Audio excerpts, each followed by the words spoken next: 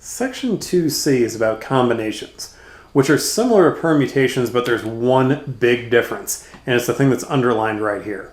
So with a permutation, the order matters, right? If like, first, second, third, that kind of ordering, it mattered like, okay, we're going to select these individuals and we have these positions that make a difference, like who's first, who's second, who's third, or left, second left, third left, all the way over to right, something like that, right? Order makes a difference. With combinations, order does not matter. You're just going to pick out some subgroup of whatever you're starting with.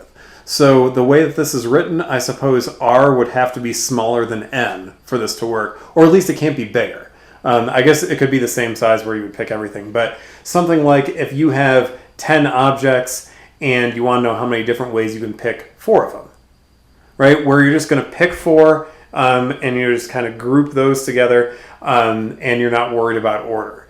I always think about this like the way that you buy produce, like the way that you buy fruits. Like if you were going to go and buy a bunch of oranges, like when you go up to that display, it's just a bunch of oranges, right? They don't really have any kind of ordering to them, right? There's there. And then you're like, okay, I need to pick 4 of these, right? Or I need to pick 6 of these or whatever. And that's always like in my mind, like that's what my mental image of a combination looks like. It's like picking out fruits where they're like, you just want to make sure you get the right number of them. Right? And you're not saying, okay, well, I have to make sure in the label that this was the first one that I picked out and that this one was second and this one was third, right? It doesn't make a difference, right? You're just making sure you're getting your 6 oranges or whatever it is that you got to get. So the order doesn't really matter at that point. And that's the one difference between a permutation and a combination in terms of what they are.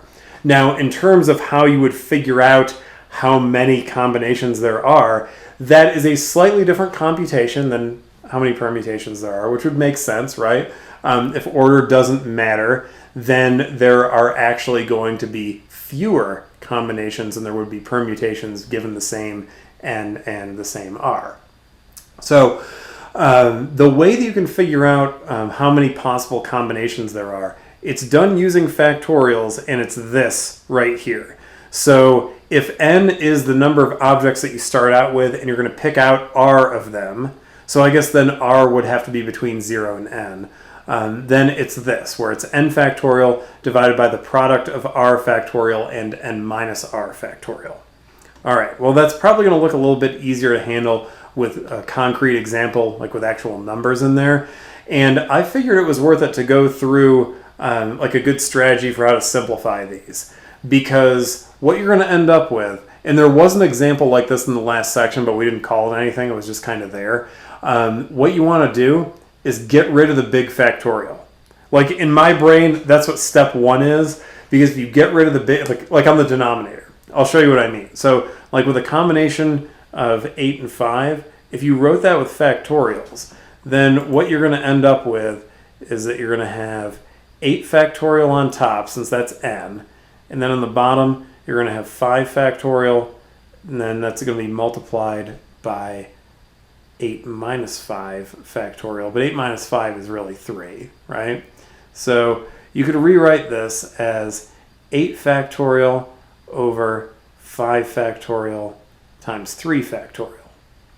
And I'm going to expand this out, but what you'll always be able to do is that you'll be able to cancel out one of the factorials in the denominator all in one shot, and then the other one you might have to kind of do it piece by piece. You'll always be able to cancel the entire denominator though, because this is the number of ways that something can happen, so it has to be an integer, right? You can't get a fraction, right? You can't say like, well, there are 7/2 ways that this can happen, right? That doesn't make any sense. You got to get an integer, and that means you've got to be able to cancel everything in the denominator. So you can always cancel everything, but you'll get there faster by getting rid of the big factorial first. So if I expand these out, so on top I'm going to have 8 times 7 times 6 times 5 times 4 times 3 times 2 times 1. And then on the bottom I've got a 5 factorial, so that's 5 times 4 times 3 times 2 times 1, and then the 3 factorial, which is 3 times 2 times 1. I said get rid of the big factorial first. I think that's the easiest thing to do. 5 is bigger than 3, so it's the big factorial out of these two. So what I can do is I've got a 5 factorial here, but I've got one up here in the numerator as well. So I'm going to cancel all of that with 5, 4, 3, 2, 1. And then what I'm left with is I've got 8 times 7 times 6 over 3 times 2 times 1. But 3 times 2 is 6. So I can just cancel that with that 6 right there. So what I'm going to be left with is 8 times 7 in the numerator, 1 in the denominator. So this is really just 8 times 7, and it's 56. So if you get rid of the big factorial in the denominator, that has a tendency to keep the numbers a little bit smaller. So we're going to do the same thing here, because this combination of 12 and 4, if you were going to rewrite that, I guess let me section this off just so I don't have stuff running into each other. We're going to get 12 factorial over 4 factorial times 12 minus 4, which is 8 factorial. So now the big one's the 8. I'm going to try to get rid of that.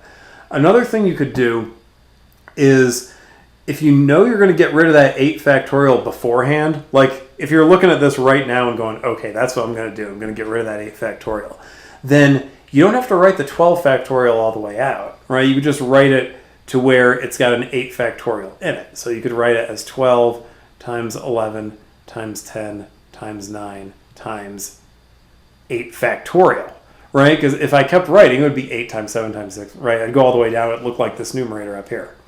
So you could write it like that, where then basically you're just pulling off the other larger values in the front. So then you're left with an 8 factorial, which then you could cancel out.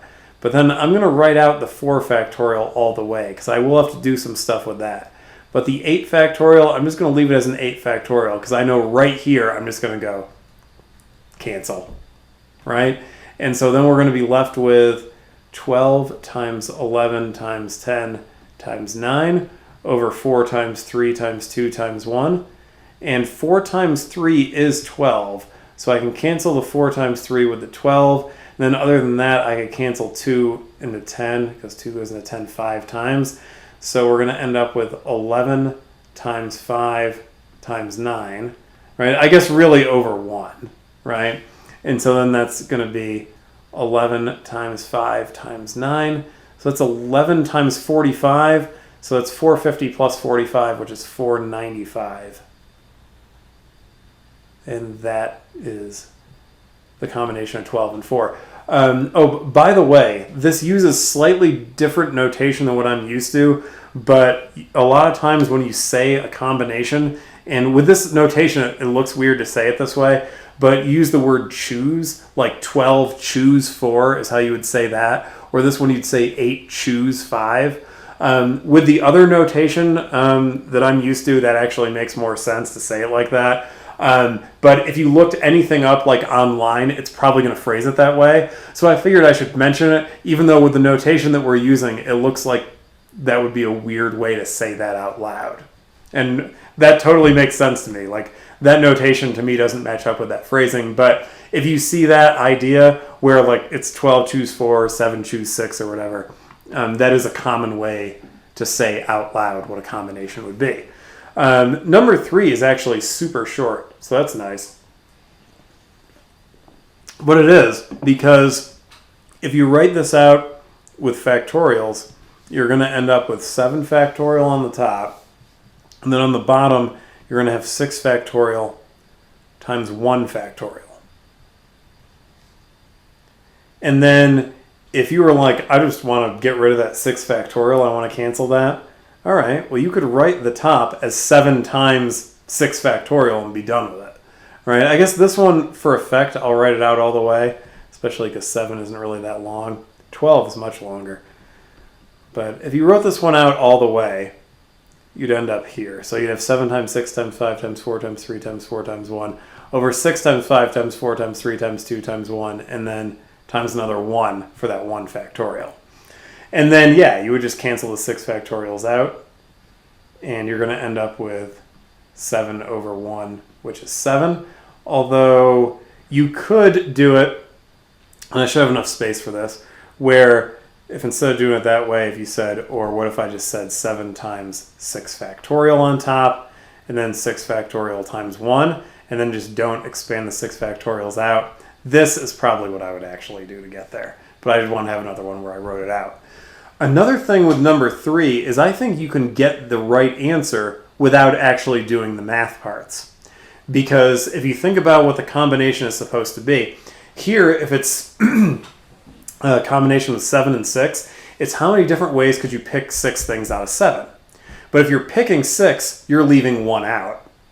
So how many different ways could you leave one thing out? Well, you leave out the first item, or the second, or the third, or the fourth, fifth, sixth, seventh. 7. That's the answer. So you could do it that way too. And another thing that's probably noticeable here is that 7 choose 6 would be the same thing as 7 choose 1.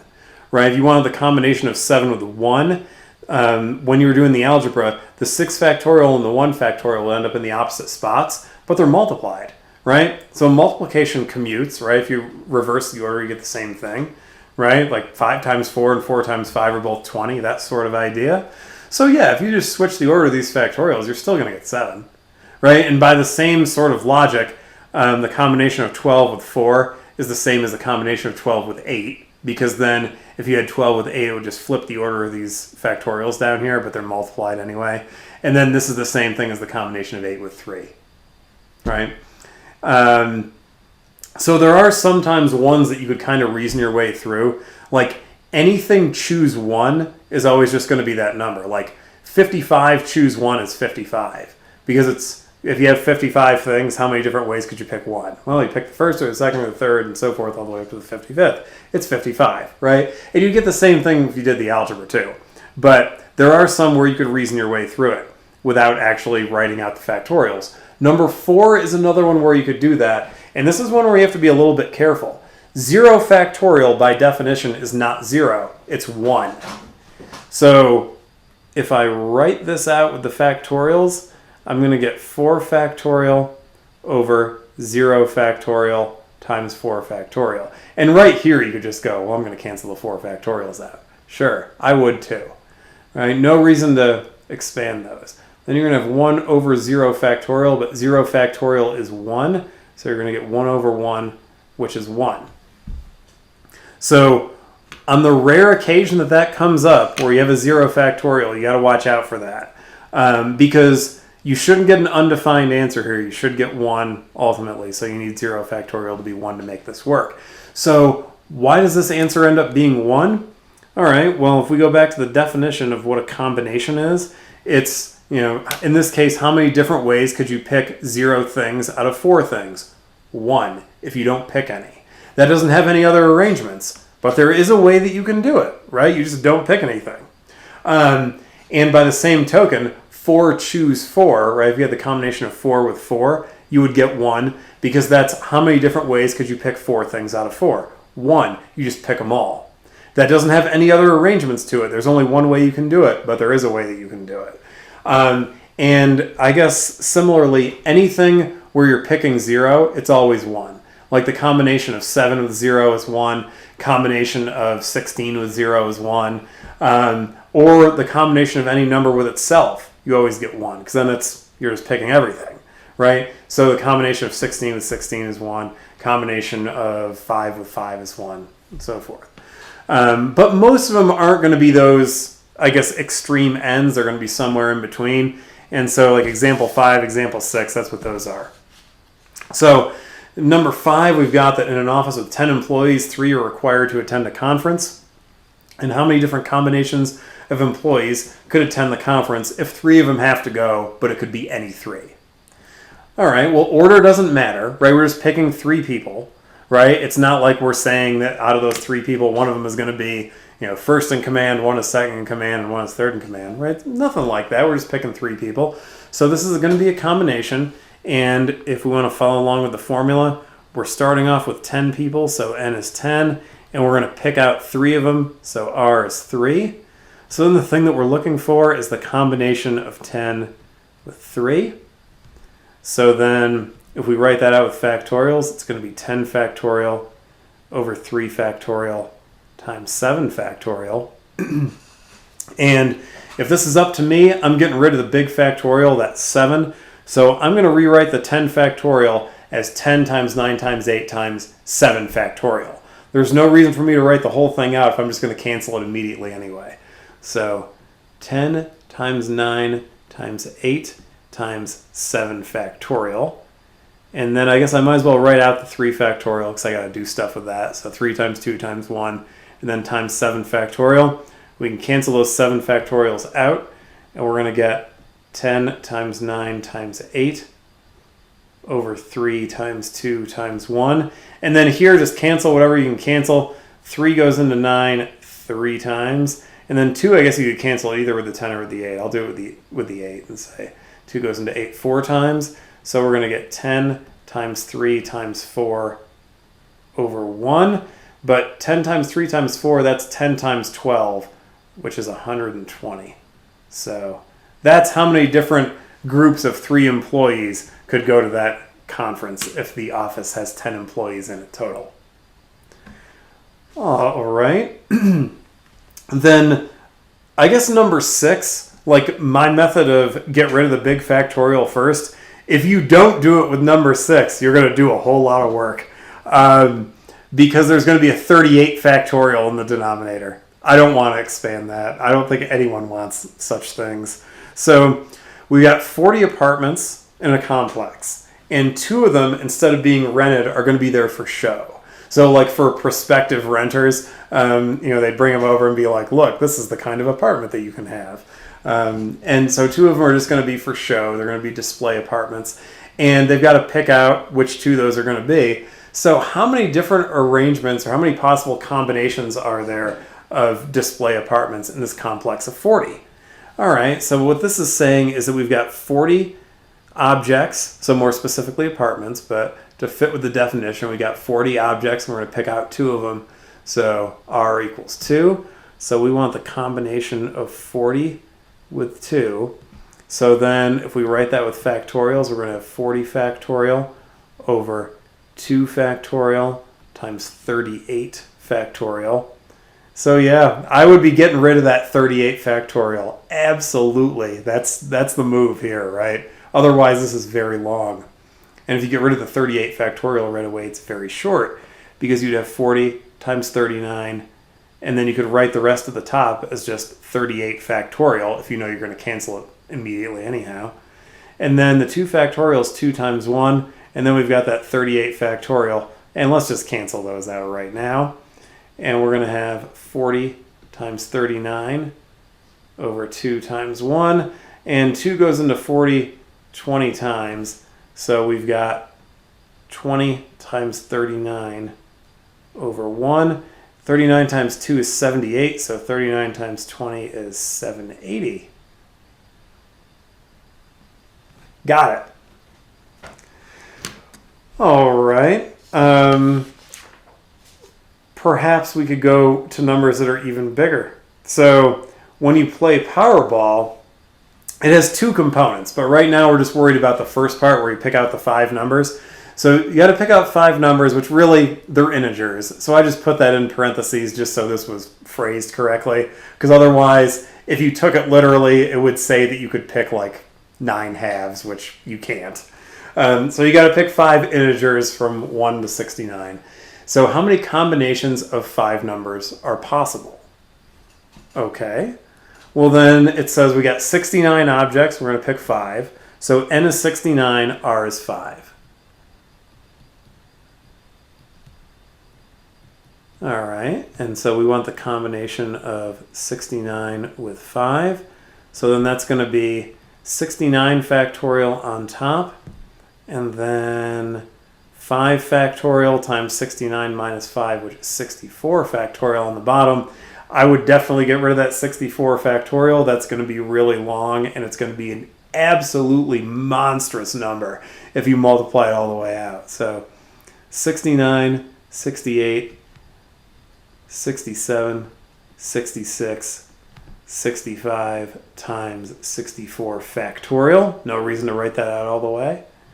And then we'll expand the 5 factorial, even though we won't be able to do too much with it. We'll be able to cancel the whole thing out, but we're still going to have some big numbers up there. And then 64 factorial. So cancel the 64 factorials out.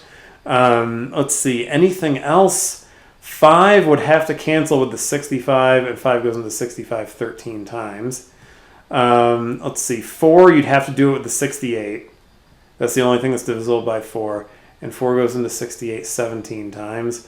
3 times 2 is 6, and 66 is divisible by 6. So we could do it like that and say 6 there goes into 66 11 times. And if we did that, we're going to end up with 69 times 17 times 67 times 11 times 13 over 1. So that's just 69, 17, 67, 11, and 13 all multiplied together, which is, and I've got to look this time, I'm not doing this one in my head, 11,238,513. So, a big number. So there are lots of options there. Okay, sure.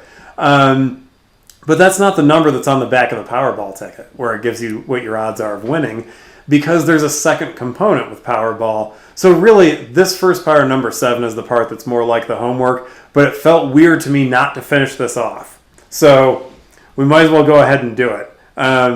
So when you play Powerball, yeah, you pick the 5 numbers out of 69, but then there's that other box underneath where you got to pick 1 out of 26. So how many possible combinations of numbers total are there on a Powerball ticket? Well, what this would be is that you would have the combination of 69 with 5 for the top part times, I guess it would be the combination of 26 with 1 for the bottom, because you're going to pick one object out of 26. So this would end up being 11,238,513 times this, but this is just 26, right? How many different ways can you pick one thing out of 26? Either you pick 1, 2, 3, 4, and so forth up to 26. So it's that times 26. And the number that you get is 290, oops, let me erase that. It's 292, not 299. So it's 292,201,338. That is the number that's on the back of the Powerball ticket, where they say this is what your odds are of winning. It's 1 in 292,201,338. And this is where it comes from. So it's the number of combinations of 5 numbers out of 69 for that first big box, times the number of options for picking one number out of the 26 in the little box. So even though this first part is really the part that's more relevant for the homework, I didn't want to leave this incomplete, and I figured this would kind of be worth it. Like if you've played it before and you've seen this number on the back, this is where it comes from. Like this is how it's derived. All right, so I think that would be just about it, except there is, excuse me, there is one other thing I wanted to mention.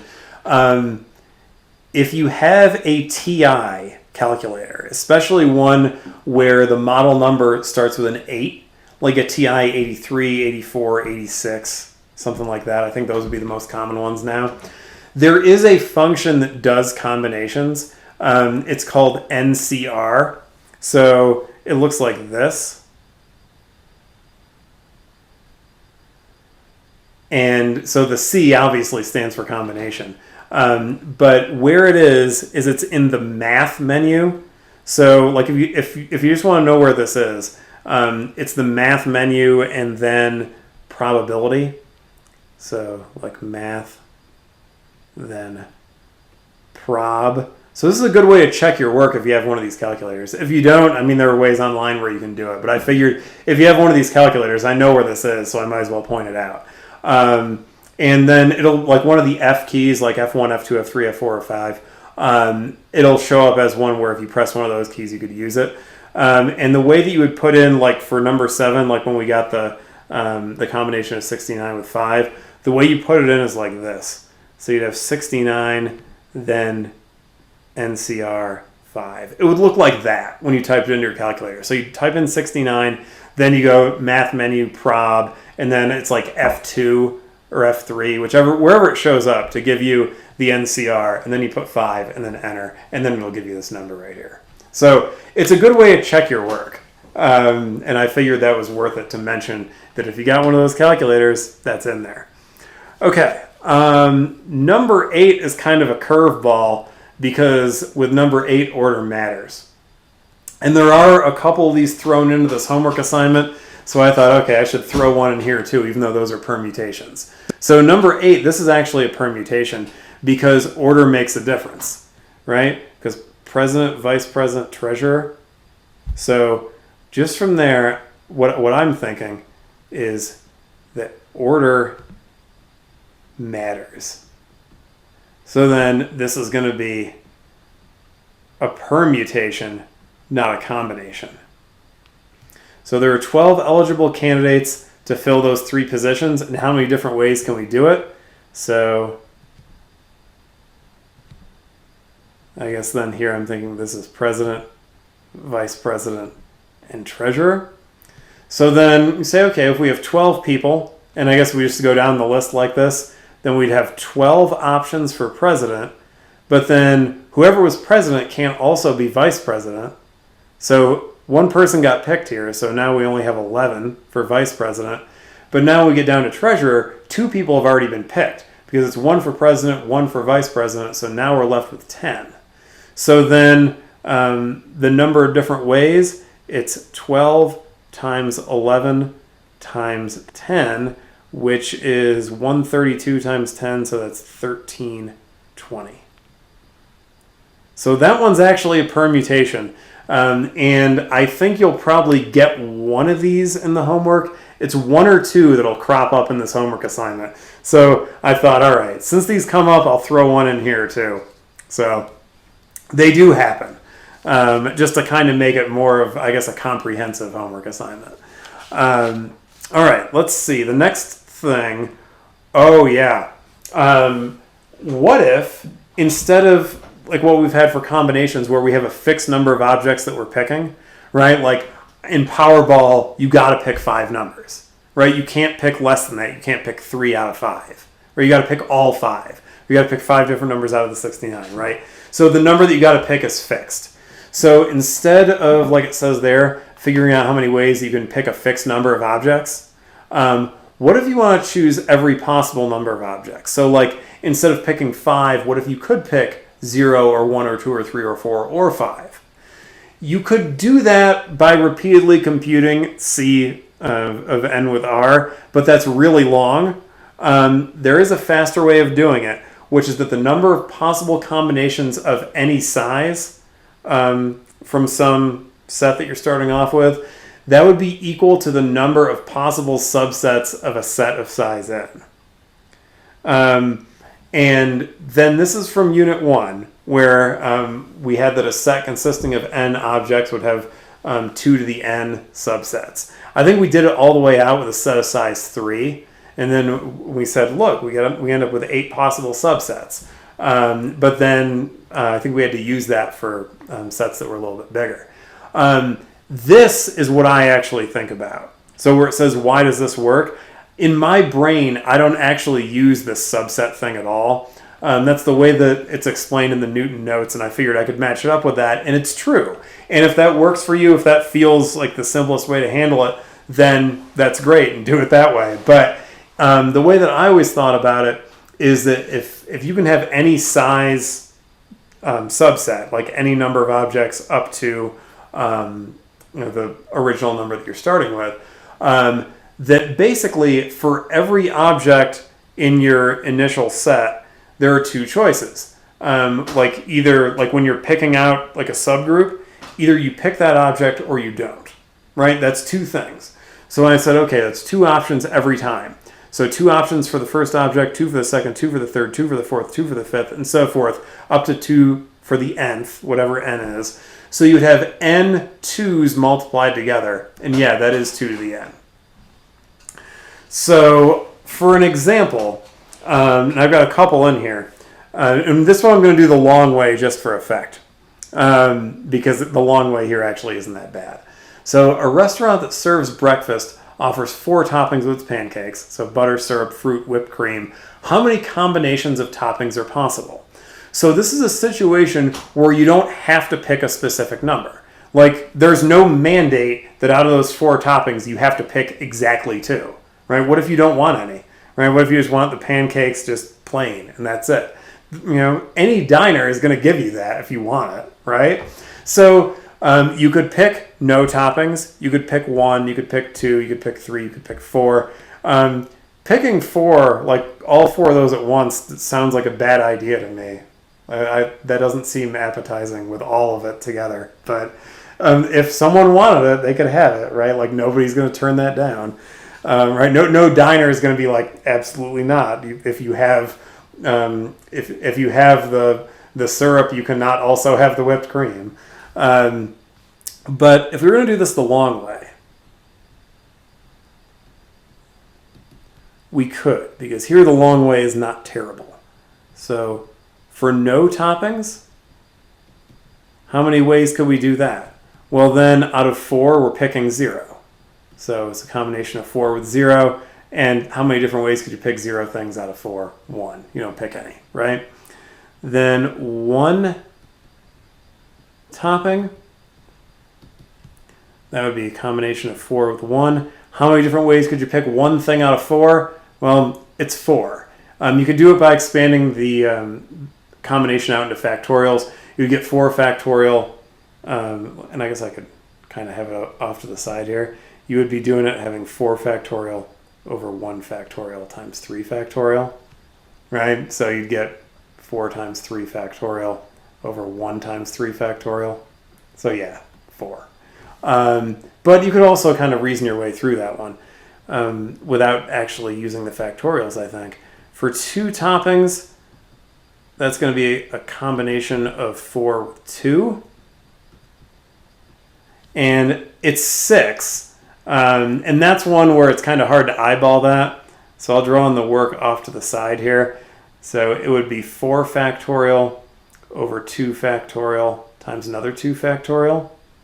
So I guess the biggest of these is a 2 factorial. So you'd have 4 times 3 times 2 factorial. And I guess I'll just expand the first one, right? The second one is a 2 factorial. So you could cancel them, and then 2 goes into 4 twice. So what you're going to end up with is 2 times 3 over 1, which is 6. And then 3 toppings, that's an option. But if you're picking 3, you're leaving 1 out. So how many different ways could you leave 1 out? It's the same way as how many different ways could you pick 1. So the combination of 4 with 3, that's also 4. And if you did it out with the factorials, it would look like this, except that the 3 factorial and the 1 factorial would be in the opposite spots. But you're still going to get 4. And then the 4 toppings, so all 4, that's going to be the combination of 4 with 4, and that's going to be 1, right? How many different ways could you pick 4 things out of 4? 1, you just pick them all. So then what you end up with for the number of combinations of toppings, so let's say combinations of toppings, what we would have, I guess in theory here, it's the combination of 4 with 0 plus the combination of 4 with 1, right? Because this is an or, right? You either have 1, or you either have 0 or 1 or 2 or 3, right? You couldn't have 2 and 3 simultaneously. So you can just add them all together, and eventually you'd end up at the combination of 4 with 4. And if you add those all up, it's 1 plus 4 plus 6 plus 4 plus 1, which is 6 plus 10, which is 16. Okay. Or, so that's the long way to get the 16. And then I guess this would be the short way, where we could say that n equals 4. So then if you use the number of subsets idea, you would just go to, well, then this is going to be 2 to the 4th, and that is 16. Or I guess if you wanted to say, 2 options for the first item, and then 2 for the second, and 2 for the third, and then 2 for the fourth, right? Because then what's the first one? Butter? Yeah, so butter, either they have butter or they don't. That's 2 options. Syrup. Either they have syrup or they don't. That's 2 options. Same thing for fruit. Same thing for whipped cream. So you could have it itemized where it's 2, 2, 2, 2, but this is still just 2 to the 4th, right? So this is going to be 16. So there is a short way to do it. There's a long way to do it. I would advocate some version of the short way, either using that idea that it would be equal to the number of subsets. So it's just you take your n and you raise 2 to that power, and then you've got it. Or if you want to kind of reason your way through it, which is kind of the way that I think, where I go, all right, for each one, either it's there or it's not there. Either you pick it or you don't. So there's a 2 that gets multiplied in for every possible object in general, right? Here would be every possible topping. So I've got a 2, then a 2, then a 2, then a 2. So yeah, that's 2 to the 4th. All right, then number 10, I wanted to throw this one in, and this is exactly something that's in the homework, because I overthought this. And I wanted to put this in here to say, don't overthink this, because I did, and the homework will say that it's wrong if you make this too complicated. Or if you make something like this too complicated. So it says that Peter is designing a t-shirt logo for his business, and the shirt printing company offers 8 colors to choose from for the logo design. And if any number of colors can be chosen, how many different color combinations are possible? If you do this with all, like with the C's, like figuring out the number of combinations for every possible number of colors that he could use, you're going to end up doing a lot of work. Like it's a lot of factorials to be simplifying down. So we're not going to go that route. What we're going to do is we're going to say, okay, well then each color, you'd say, well, either he has it as part of his logo or he doesn't, right? So you'd say, all right, well, then that's 2 times 2 times 2 times 2 and so forth, right? You're going to have 8 of these, right? Because we had 8 colors. So then this would be 2 to the 8th, which is 256. This is listed as being the correct answer. The thing that I was thinking about when I went through and did the homework assignment, I thought the answer should be 255. Because if he picks no colors, he doesn't have a logo, right? He has a blank shirt. So that's what I mean about overthinking it. The homework always just wants a power of 2. So this was a multiple choice question. So I would say just don't overthink this. Right, like I thought the answer would be 255, but it's listed as 256. And this was actually a multiple choice question, so I could kind of tell what was up. But I think there were other ones that were fill in the blank. So what I overthought, so I guess I'll just put this as me overthinking, was that no colors equals no logo. So I ended up with 256 minus 1, which is 255. So for this, the correct answer is listed as 256. And all these types of questions that are like this, where you don't have the fixed number of objects that you're picking, where like here, if there are 8 colors, you don't have to use all 8. You could use 7, 6, 5, 4, 3, and so forth. The answers are always a power of 2. So you don't have to subtract 1 at the end. Because I looked at this and I was like, oh, this is sort of like a gotcha question. You got to remember, like, if you don't use anything, then you have a blank t-shirt. But that's not what it is. It just wants the power of 2. So I wanted to put this exact question in here because I had that experience doing it myself. And I thought, I'm not going to be the only person that thinks about that.